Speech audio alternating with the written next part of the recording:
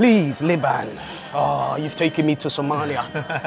You've taken me to the coast, to the nomadic bit. You know, you've taken me all over Somalia. This is wonderful. Exactly. Wonderful. Welcome to my series where I showcase the very best of African restaurants in London. Today, we're getting a taste of Somali food in Acton, West London.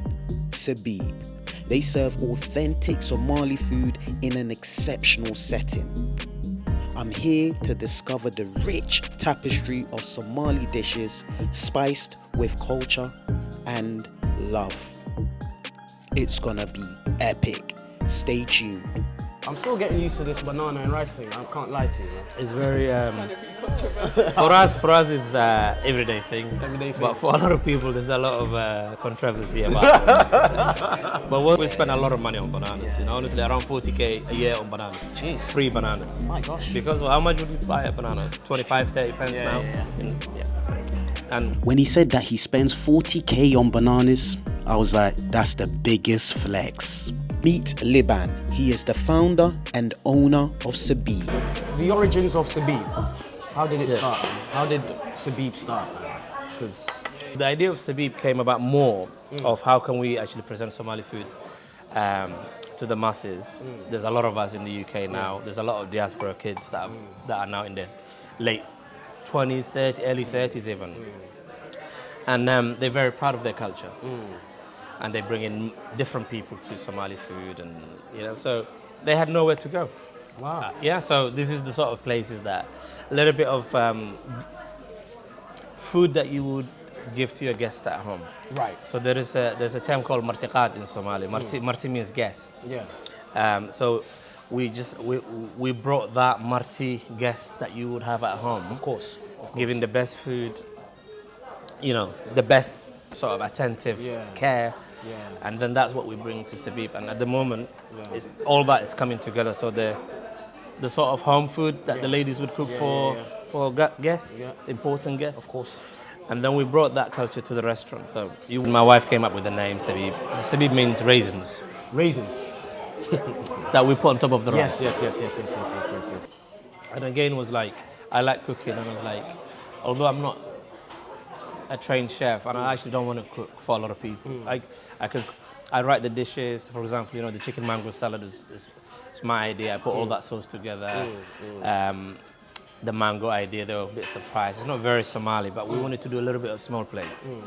So we're authentic, but we're not really to the T. We can be a little bit. Not only is Liban the owner of this wonderful restaurant, he definitely knows his way around the kitchen. And he's making us Somali tea, the top seller. Yeah. Evaporated milk. Yeah. Our spice mix. It's a secret, but not anymore. I'm going to tell you what's in it. Okay? Are you sure you want to use it? Yeah. I want people to make it at home. You've got cardamom, cinnamon, a little bit of nutmeg, a little bit of cloves. So a lot of cardamom, cinnamon, and then we'll use full fat. It's 70% water, our tea. Yeah. Where the Indian tea is more of milky tea. Our one is 70% water. Yeah. We keep making the whole day this tea. Yeah. It's one of our best selling items. Yeah. And then we've got 400 grams of sugar. So the sugar is light, yeah? There you go, that's our secret. The team will keep mixing. Whatever, just have it, no? Trust me when I say that this tea bangs. Somali food. Yeah. Somali food, basically, What should one expect? so it's quite unique, but there's a lot of elements of East African flavors, yeah? The Swahili coast. Yeah, I think you've been to East Africa. Yeah. A lot of Indian spices, Indian influence, because we're on the trade route of, you know, we're on the Indian Ocean, we're on the Red Sea. So you were on the path with the spice trade. Yeah. So you can go from Somalia to Ethiopia, and our food is totally different. Yes. And then you can go to Eritrea and Ethiopia, similar. And then Sudan is different. Yeah.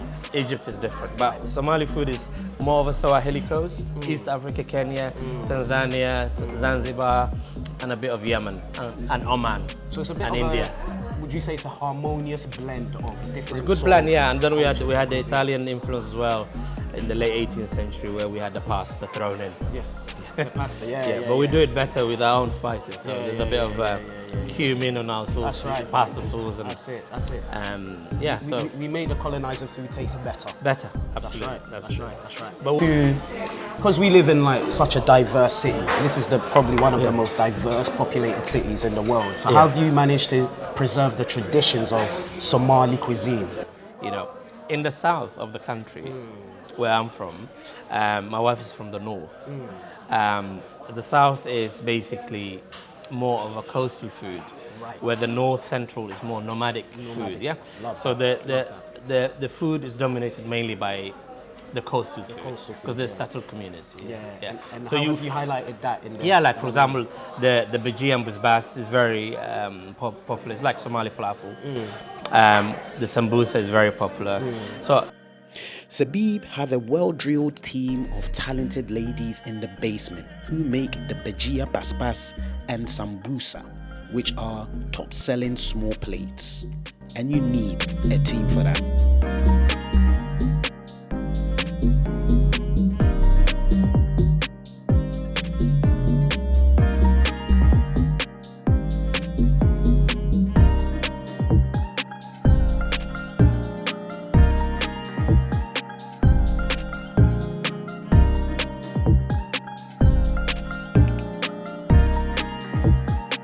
all the food that you would actually have and give your best guest. A lot of Somali restaurants did not have their small plates or starters as a main, as part of their menu. So we used to have like snack shops, snack cafes back home called Bibito. And restaurants. So restaurants normally would not serve you sambusas. Right. Or they will not serve you like some sides. They will just go for the mains. Good dishes, but mains. Of course. So what we try to do is just, like for example, the tea. The tea is made in those small snack shops. Sure. Although they will make tea, but not the one that's brewed up. You know, like Say everything. Don't be diplomatic. My favorite dish out of this probably be the lamb and the rice together. Is that what you had when you were growing up? That's it. At Sabiib, all roads leads to this platter. I think this beats a jollof rice, I think. Hands down. The meat platter, which consists of rice, pasta mixed with tomato sauce, sprinkled with their signature raisins, and the showstopper, the henid, which is slow-cooked lamb, and just look how juicy it looks.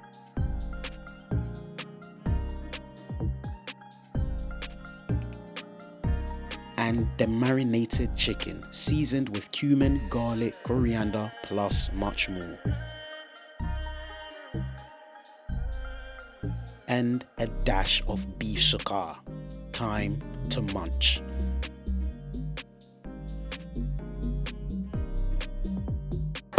Please, Liban. Oh, you've taken me to Somalia.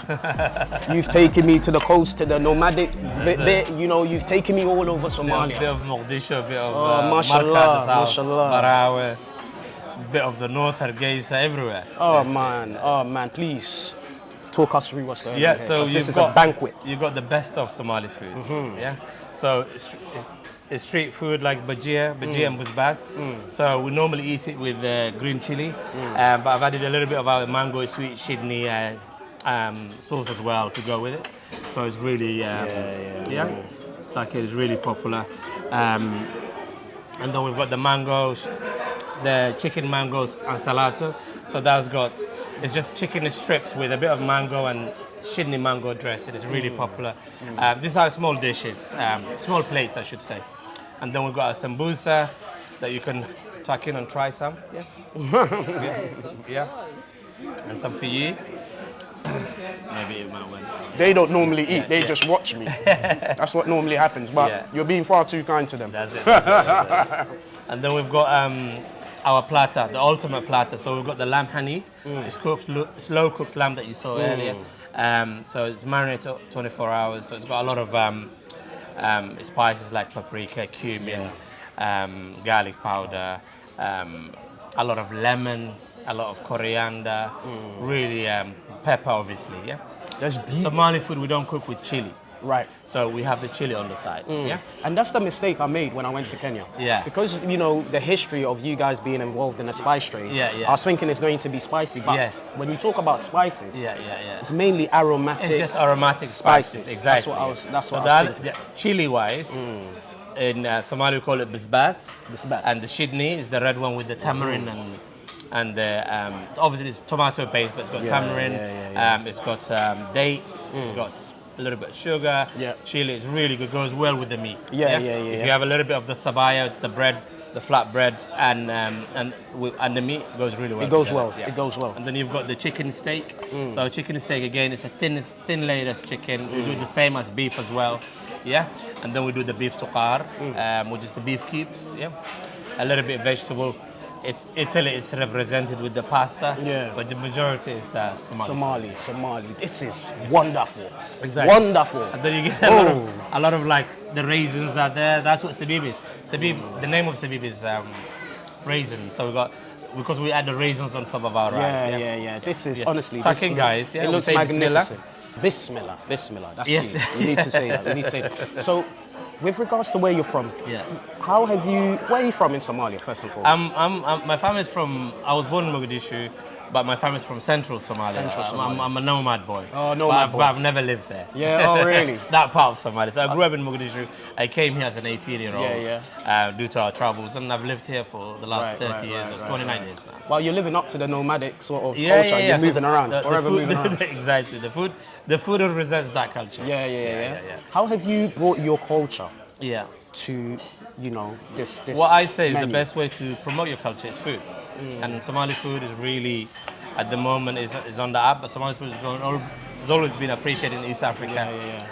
Because we taken a little bit of different cultures and made it our own, and it's been really, the rice is very similar to pilau rice, but obviously it's Somali nice. So the way we do it, the spices, there's a lot of like cardamom, cinnamon, cloves, a little bit of a nutmeg that's in the rice, and then normally we cook it with lamb broth, with the rice, but because it's vegan our lamb, we just use vegetable seasoning. The idea was basically to bring martisor, we call it in Somali culture. Guests come into your house. And in a restaurant. That's it. I mean, the lamb was a special occasion. Special occasion. Obviously, it's quite expensive. So weddings, we have something called Quran Akhris, which is like when people come to make blessings in the house. Where we read Quran. So you'll have that. Those sort of things. Engagement parties. Man. So the best food is made by women, and this is what we what we bring to the table. Well, listen, Liban, thank you very much for making this a special occasion. I'm glad. All right, cool. Shay, let's eat, man. He just literally came, and I thought you might as well join us. There's about 4 of us here because this platter it's not for the faint-hearted, man. It's not for the faint-hearted. It's a platter. This is the best way to eat the platter with people around, enjoying it. Like he said, it's a special occasion. We've got the lamb, we've got sambusa. It's mad right now. Mad. He has taken us to Somalia. Yes, man. Right, so I'm gonna go with the sambusa. What is it?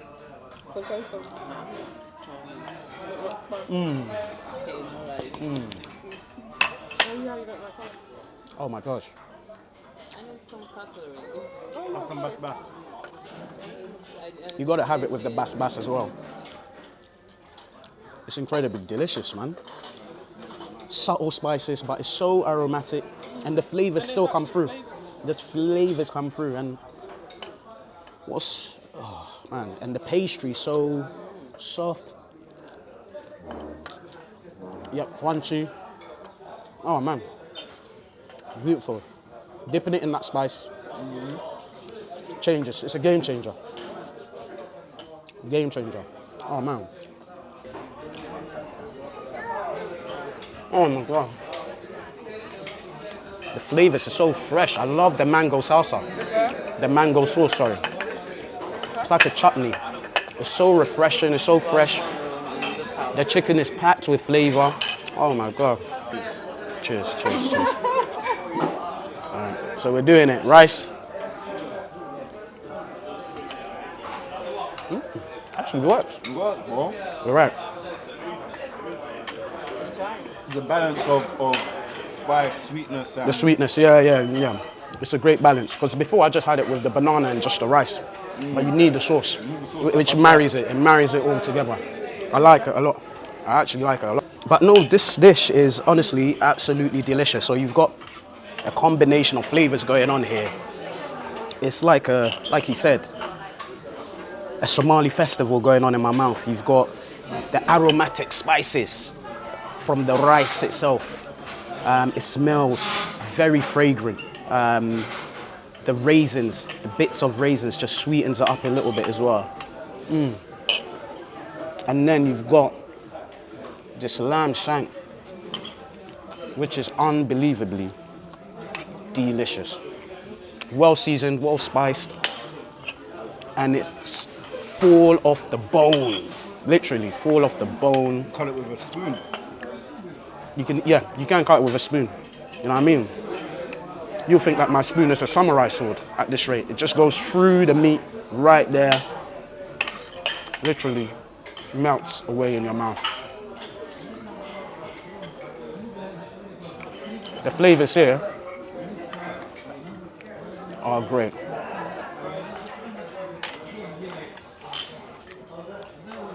Get a bit of pasta in there as well.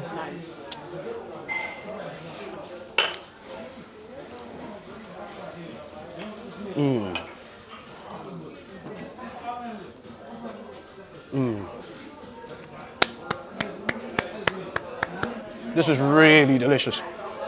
I like it. I like it a lot, man. This place is banging. It's actually one of my favorite restaurants, you know.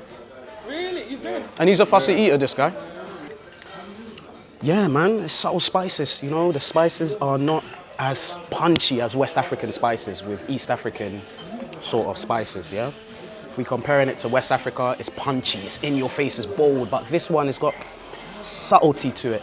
It's just a hint. You can still taste the food and the flavors come through. And yeah, man, Somali food is, it's nice, man.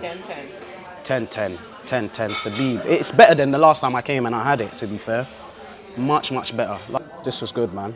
I'm actually getting full now, but yeah, man, the meats are perfectly spiced. The aroma that you're getting from the platter is incredible. And this is a generous serving size. It's a generous serving size. Like, for 4 people, we still can't finish it. Like, there's still a big amount of food left for at least 3 to 4 people, which is mad. But it's good. This is why I enjoy what I do, you know. Somali cuisine as well shouldn't go amiss. It shouldn't go amiss. It is one of the best cuisines out there. Do you know what I mean? And I love it. I love it. The chicken, the beef, the lamb, the sambusa, everything works perfectly. And if we're talking about the atmosphere and the ambience of this restaurant as well, bro, it is a nice setting. Good date spot, good family spot. What more could you ask for? Sabiib fully bangs. It fully bangs. We get the tamir cake, also known as the Somali date cake. It is soft, moist and fluffy with a sweet tamir flavor. It's a delightful combination of sweetness of the tamir flavor and the soft, fluffy sponge texture. So what's next for Sabiib? The general public received it, because it's not just, no disrespect for the Somalis. I love you, my brothers. Yeah. Love you, yeah. Shout out to my man, my guy Anthony and Omar. Amjad Mohammed. And Ahmed. Shout out to my man. But like, how have the public received Sabiib? Really enthusiastically. Our customers are very diverse. So at the moment, I think we're around 40% non-Somali. As you can see now, there's about half of the restaurant is full, Yeah. and Somalis are a slight minority because lunchtime is quite quiet. Yeah. Evenings they come more Yeah. because they come from far. Yeah, From far, yeah. yeah. But it's a family restaurant, so you'll have like, you know, youngsters bringing their parents, Yeah. families come in, Yeah. mixed crowd. So a lot of non-Somalis actually they like the atmosphere. Yeah. And also the food is actually something that they're not used to, so they've got food that resembles a little bit of Indian, a little bit of there's that pasta. So initially they don't have an idea, but once we give them the banana with the food, the rice and things like in the idea. So what's next for Sabiib? It's like a We trainer, set a business plan to do 3 Sabiibs within 3 years. We are actually now in the solicitors are dealing with one of our leases now, so we're hoping to get another unit that's bigger than this. What our people have been saying is like, get a bigger space. So we wanted to get around 200-seater, but we might settle for around 140 now. Oh, wow. And maybe Unit 3, Sabiib 3 can be even bigger. So we're on track to do 2 in 2 years, hopefully. And then, you know, it's been really enjoyable, fun project. Thank you so much, man. Thanks, man. I it, appreciate it, brother, man. Thank you.